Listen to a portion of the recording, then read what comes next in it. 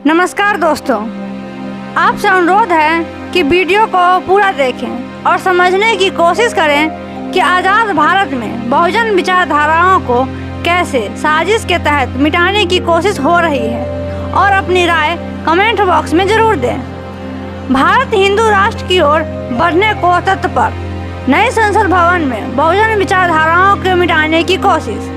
क्या बीजेपी संविधान राज खत्म करके मनुस्मृति लागू करना चाहती है? हिंदुत्व की चाहत किसे नहीं होगी, क्योंकि सब मानसिक गुलाम जो है।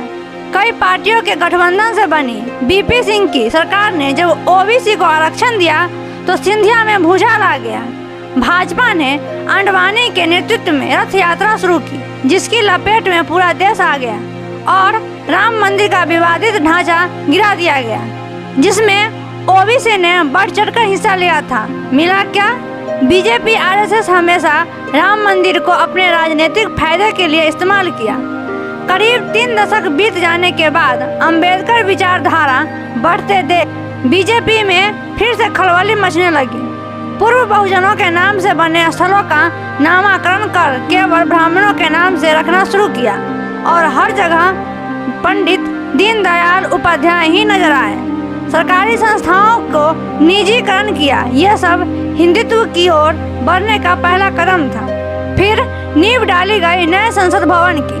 आकार त्रिकोण जैसा बनाया गया।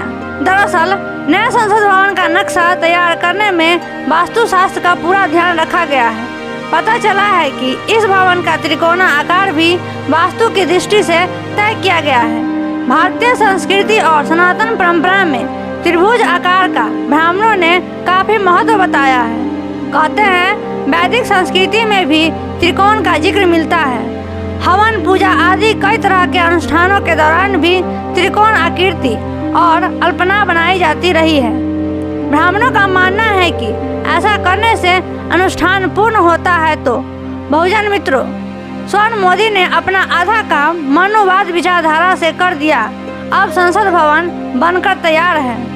अब बात आई उद्घाटन करने की, तो यहाँ भी स्वर्ण मोदी ने चाल चली और संसद का उद्घाटन करने का समय रखा माफी वीर सावरकर के जयंती पर। और तो और उद्घाटन में राष्ट्रपति को ही नहीं बुलाया गया। क्यों? क्योंकि वह अनुसूचित जनजाति के है, इसलिए।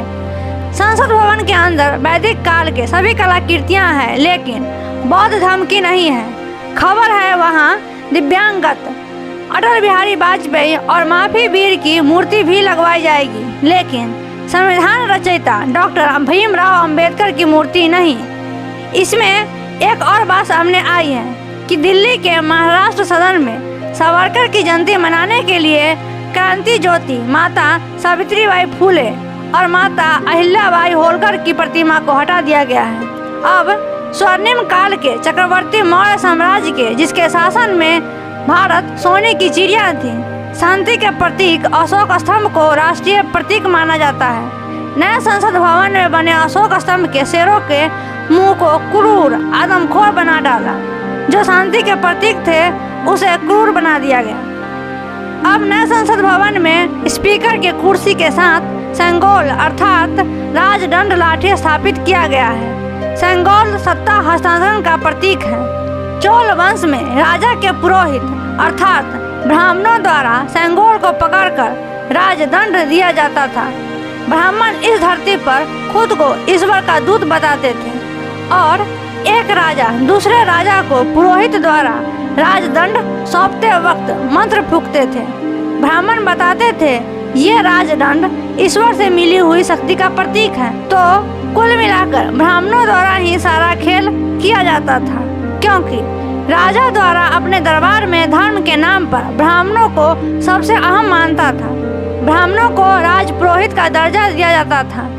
अब न राजा का शासन है और न ईश्वर के दूत कहने वाले ब्राह्मण का पेशवा राज चल रहा है। अब बाबा साहब अम्बेडकर के संविधान का समय है। अब न ही कोई राजा है और न ही कोई राजपुरोहित।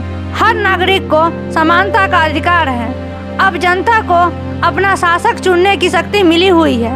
महान सम्राट अशोक चक्रवर्ती के अशोक स्तंभ 4 सिरों वाली की मूर्ति लगी हुई है। वो हमारे महान इतिहास को दर्शाता है।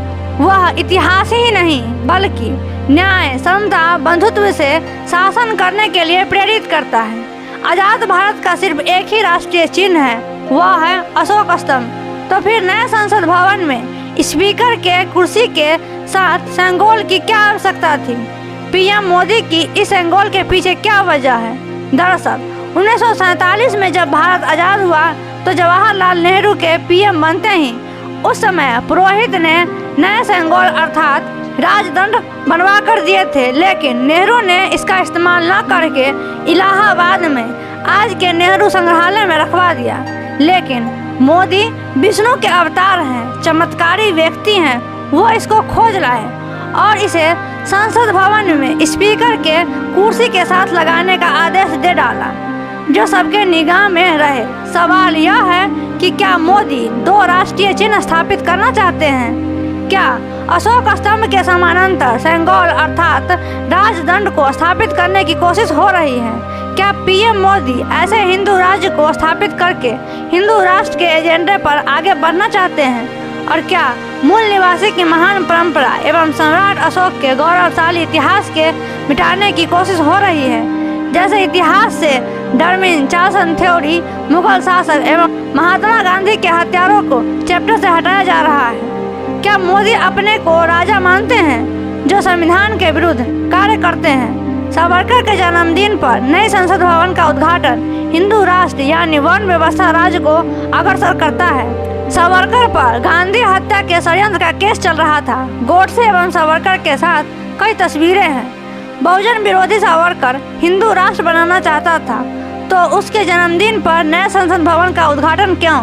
बीजेपी IT सेल सेंगोल के फायदे गिना रहे हैं, झूठी कहानियां गढ़कर मौर्य शासक के समय से सेंगोल राजदंड चिन्ह को दिखा रहे हैं, जो मनगढ़ंत कहानी लिखकर OBC को गुमराह कर रहे हैं। अगर बीजेपी आगे एक दशक और शासन किया तो हिंदू राष्ट्र घोषित करेगा, फिर दूसरे धर्मों के लोगों पर अत्याचार कर धर्मांतरण या देश से बाहर निकालेगा।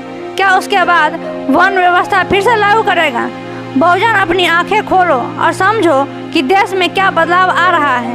देश को धर्म के आधार पर ले जाने की कोशिश हो रही है। अगर आपको आज की जानकारी अच्छी लगी हो तो समझो, तर्क करो। हमारे वीडियो को लाइक शेयर करना ना भूलें और ऐसे ही महत्वपूर्ण तर्कपूर्ण वीडियो देखने के लिए आप हमारे चैनल को सब्सक्राइब करें। मिलते हैं नेक्स्ट वीडियो में, तब तक के लिए स्वस्थ रहें, मस्त रहें। जय भीम, नमो बुद्धाय।